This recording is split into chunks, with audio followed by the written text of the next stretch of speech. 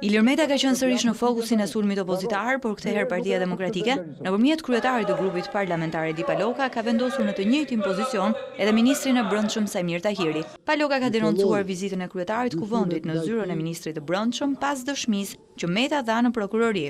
I akuzuari për organizimin e dy vrasjeve, i doli përpara të akuzuarit tjetër, si fshehjes së ngjarjes, Tahirit, pak përpara se ky i fundit shkonte për të dëshmuar. Ilir Meta dhe Sajmir Tahiri janë personazhet kyç në këtë histori. Njëri i akuzuar si porositës i vrasjeve, e tjetri si negociator mes palëve dhe vrasit dyshuar. Dhe sigurisht, për këtë arsye dhe kanë nevojë të konsultohen për skenarin e tyre përpara se dalin para drejtësisë. Takimi Meta Tahiri ka shërbyer Partisë Demokratike që të përsërisë kërkesën për largimin e Metës nga posti i kryetarit të kuvendit. Si kryetari i kuvendit, si numri 2 i shtetit, si akuzuari numër 1 në vend, Ilir Meta hyn e del si doj në zyrat e shtetit. Sa kohë që është i veshur me pushtetin e krye kuvendarit, Ilir Meta përbën pengesë serioze për një hetim objektiv e të painfluencuar.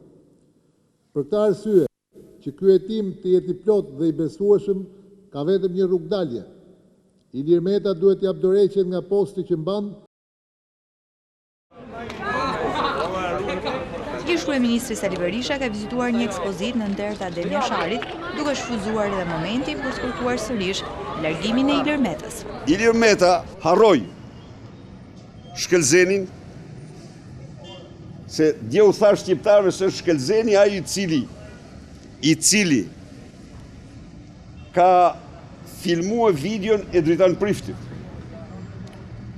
Sot e harroj se ata që e këshillojnë i thanë mos e tepruam me këtë gjë. Por sot çfarë bëri? Sot vazhdoi marrëzinë e tij për të shitur Tom Doshin si deputet të Partisë Demokratike. Me këtë, ky dritë shkurtër dhe qesharak beson se do bin njëri që kjo akuzë se Tom Doshi është konvertuar në demokrat,